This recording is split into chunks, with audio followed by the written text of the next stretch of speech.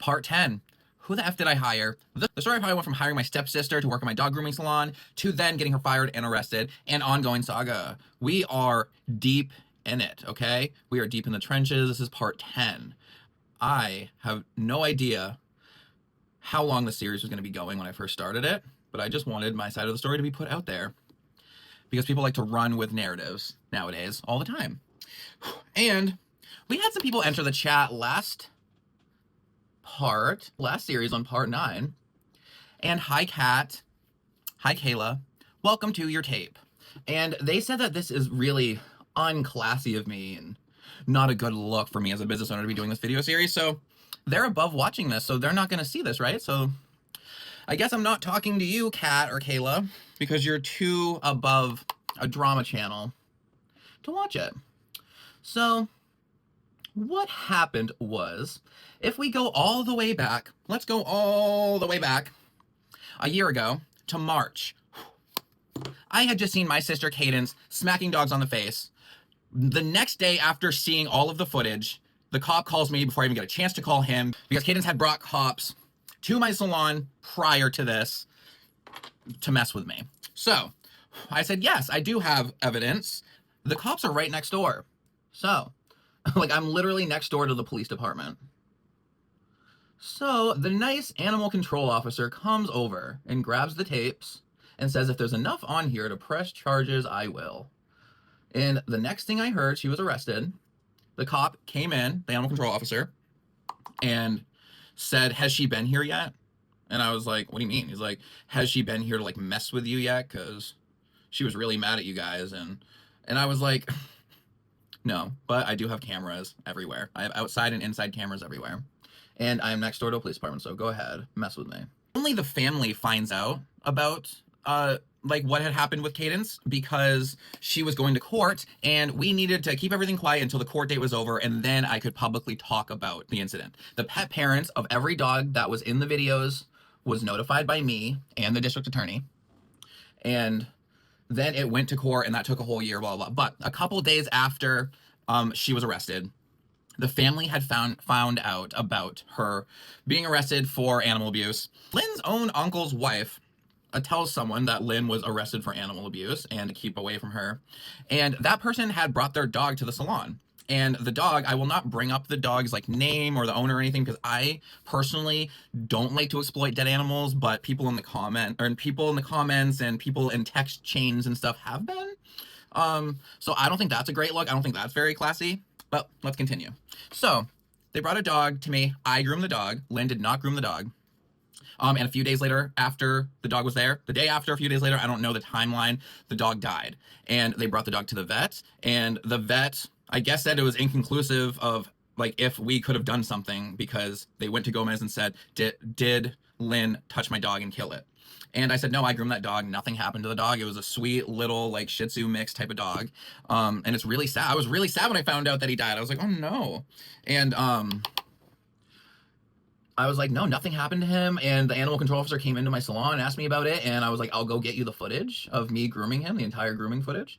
And I gave it to him, and the whole footage is fine. I'm just like talking. We're not really talking much because in the footage, Lynn was working. We didn't really talk much, but there were a few clips of me like making some like sexual jokes and stuff. So it was a little awkward that I had to hand that over to him, but I was like, no, nothing, no animal abuse happened to him. He left fine.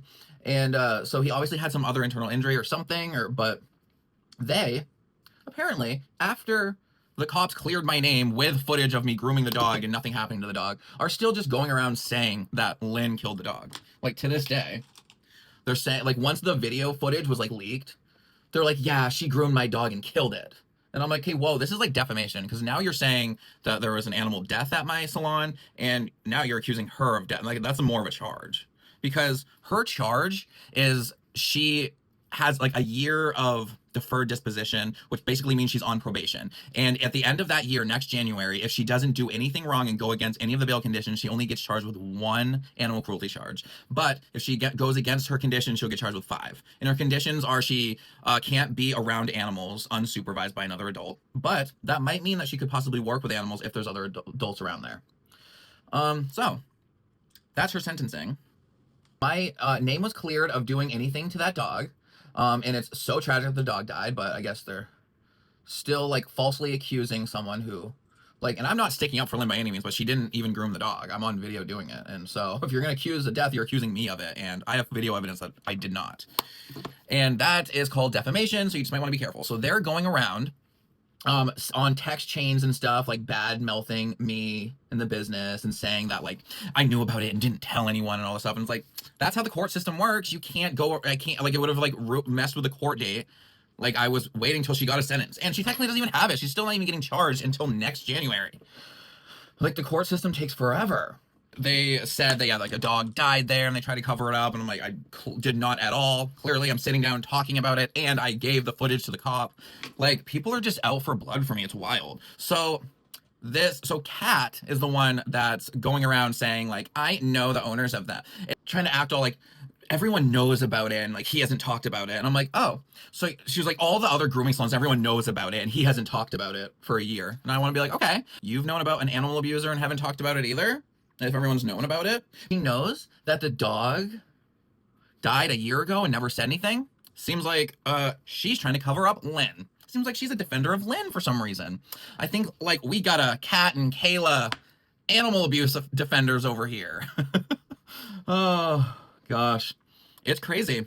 Yeah, they said that it's insensitive of me that I'm making this series because I don't seem sad about it and that I'm laughing about it. And I have never once laughed about the animal abuse that happened at my salon to dogs that I love that has like destroyed many lives. None of it's funny. I don't know why this video series, because people wanted me to be completely transparent. They're like, I want to know exactly what happened. And I was like, okay, I'll sit down and make a video series. Now you're being too transparent. Now it's not classy. Like, so you want me to just say nothing? You want me to just let it go, all this stuff just happen, and I continue to let these people exist and potentially groom dogs? So seems like you're defending animal abusers, that you want to silence me for talking about the truth because you think it's unclassy. No, I actually think, Kayla, it's unclassy to be reported for being too rough with dogs at Petco. Because I don't know if you know this, I used to work at Petco years ago, and I heard rumors of this Kayla Bichard, who commented in the last video, that she was very, very rough with animals at Petco. They were going to talk to her, investigate her about it, and she walked out before they could. So you might want to be careful before you enter the chat, okay? Because I think that's pretty unclassy. I think being reported for being rough with dogs at a grooming salon is pretty unclassy. I think me sitting here and exposing people like you, Kayla, I think that is pretty dignified of me, if I say so myself. But yeah, I think I'm good for this part. I do have a little more tea with the little like teenagers and stuff. There's a little more drama around there. So I'll be back for part 11. Bye. Also, I wanted to quickly add too that my mom does not want Josh back. They were saying in the comments, like, that she is, like, crying over him and wants him back, and no. Just because we were saying that he left her while she was sleeping, I guess she corrected me, it wasn't in the middle of the night, it was 8 in the morning. Sorry, I kept saying in the middle of the night, because, like, Taylor Swift. In the middle of the night. Josh is the one that left, and then he said, well, I didn't mean I want a divorce by leaving. I just need a break from you. And my mom was like, nah, I'm good. Like, so yeah, I forgot to like mention that. But you know, there's always tomorrow. There's always another day. And I wanted to do a reveal.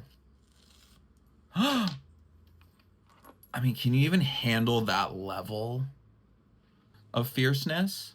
Like, it's fabulous. Snatched to the high heavens. Okay, I'll see you part 11.